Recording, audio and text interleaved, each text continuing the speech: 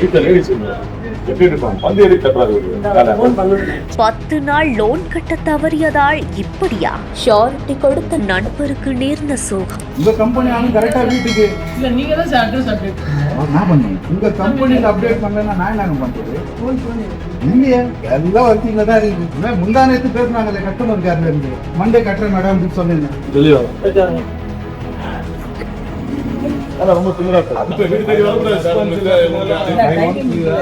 Finance ஊழியர்கள் செய்த செயல். என்னோட நண்பர் ஒரு ஆட்டோ எடுக்கலாம்னு சொல்லிட்டு பைனான்ஸ்ல கேட்டாரு. அவர் 2024 ஆட்டோ எடுத்தாரு. ஆட்டோ எடுத்து இது வரைக்கும் கரெக்டா கட்டிட்டு இருக்காரு. இப்ப இந்த மாசம் வந்து ஒரு 10 நாள் தள்ளி போயிடுச்சுன்னு சொல்லிட்டு அந்த நிறுவனத்துல வந்து அவரை பாத்துருக்காங்க போல இருக்கு. அவர் வந்து வீடு காலி ஆயிடுச்சுன்னு சொல்றாங்க. ஆனா அவர் அதே வீட்டுல தான் இருக்காரு, போனும் பேசிட்டு இருக்காரு, என்கிட்ட தொடர்புல தான் இருக்காரு.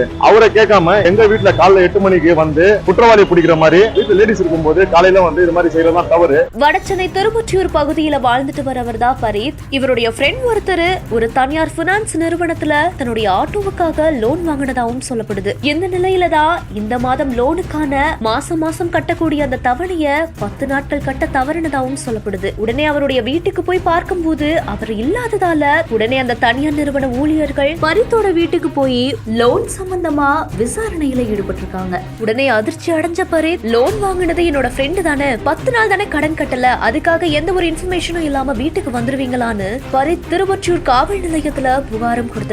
இரு தரப்பினர் கிட்ட போலீசார் நடத்திய விசாரணையில ஷூரிட்டி கொடுத்த நபருடைய பெயரை மாற்றி வேறொரு நபருடைய பெயரை சேர்க்க அறிவுறுத்தியிருக்காங்க. அது மட்டும் இல்லாம வாடிக்கையாளர்கள் கிட்ட கனிவா நடந்துக்கணும்னு தனியார் ஊழியர்களுக்கு போலீசார் அறிவுறுத்தியிருக்காங்க. இப்ப அரசாங்கமே வந்து ஒரு அறிவிக்கை விட்டுருக்காங்க. கடன் கொடுத்தவங்களும் இந்த மாதிரி போய் மிரட்டி கேட்க கூடாது, வீட்டாண்டவங்க போய் கேட்க கூடாது, தன்மையா கேளுங்க இல்ல காவல் நிலையத்துல புகார் கொடுங்கன்னு சொல்லிட்டு. அப்படி பார்த்தா வந்து வாங்கினவர் யாரோ, நான் வந்து சாட்சியா இருந்தது, எனக்கு வந்து தொல்லை பண்ணிட்டு இருக்காங்க. போன மல்ல எந்த ஒரு அறிவிப்பும் கொடுக்கல. அதனால என்ன பண்ண, நான் காவல் நிலையத்துல வந்து புகார் கொடுத்தேன். காவல் நிலையத்துல புகார் கொடுத்ததுக்கு அவங்க வந்து விசாரிச்சு இது மாதிரிலாம் பண்ணக்கூடாதுன்னு சொல்லிட்டு ஒரு வான் பண்ணி அனுப்பிச்சிருக்காங்க. அவங்க வந்து வெப்சைட்ல வந்து என்ன பண்ணிருக்காங்க, சரி நான் உங்களுக்கு கேரண்டரை வந்து இதுல இருந்து தவிர்த்துறோம், வேற கேரண்டரை வந்து போடுறோம்னு சொல்லிட்டு சம்பந்தப்பட்டவர்கிட்ட கேரண்டர் வேற கேரண்டர் காட்டுங்கன்னு சொல்லிட்டு போட்டிருக்காங்க. இந்த செய்தி குறித்த உங்களுடைய கருத்துக்களை கீழே கமெண்ட்ஸ்ல சொல்லுங்க. மேலும் செய்திகளுக்கு நம்ம பிஹைண்ட் விட்ஸை ஃபாலோ பண்ணிக்கோங்க.